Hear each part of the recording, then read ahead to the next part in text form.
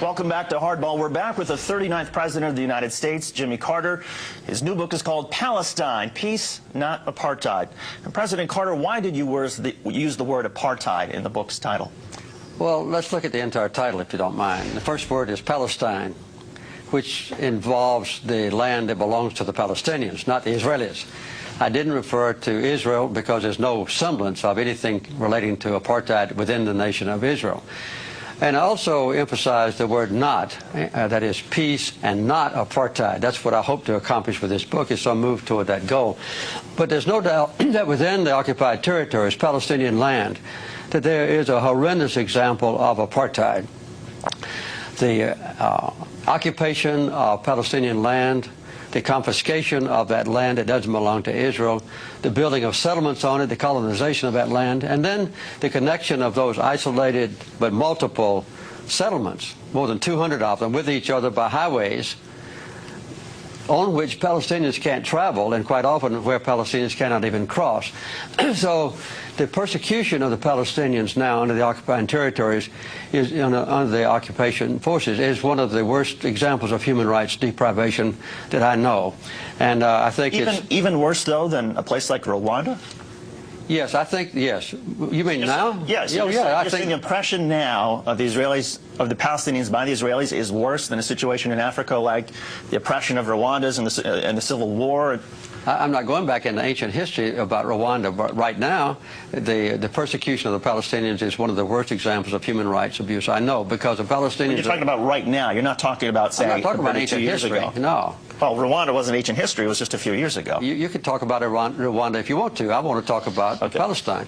What is being done to the Palestinians now is horrendous in their own territory by the occupying powers, which is Israel. They've taken away all the basic human rights of the Palestinians, as was done in South Africa against the blacks. And I make it very plain in this book that the apartheid is not based on racism, as it was in South Africa, but it's based on the desire of a minority of Israelis to acquire land that belongs to the Palestinians and to retain that land, and then to exclude the Palestinians from their own property and subjugate them so that they can't arouse and demonstrate their disapproval of being robbed of their own property. That's what's happening in the West Bank. And the people in this country, in America, never know about this. They never discuss this. There's no debate about it. There's no criticism of Israel in this country. And in Israel, there is an intense debate about the issues in this book.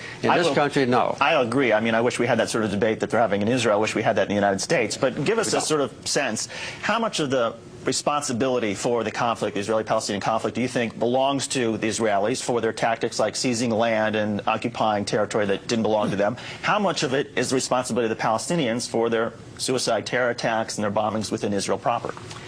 Well, as a matter of fact, the basic cause of the conflict is a sustained occupation of other people's land by the Israelis.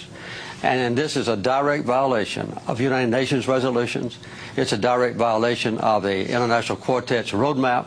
It's a direct violation of the commitments that leaders of Israel have made in the past at Camp David when I was president and in Oslo, promising that Israel would withdraw from occupied territories. They have failed to do so. In response to that, and I'm not excusing them, there have been acts of violence. As a matter of fact, though, Hamas, the #1 accused persons of violence, have not committed an act of suicide bombing that caused an Israeli life now since August of 2004. And I hope that they won't do that anymore. Other participants of the Palestinian society, smaller ones, have committed some atrocities. But the loss of life in the entire occupied territories has been horrendous and has been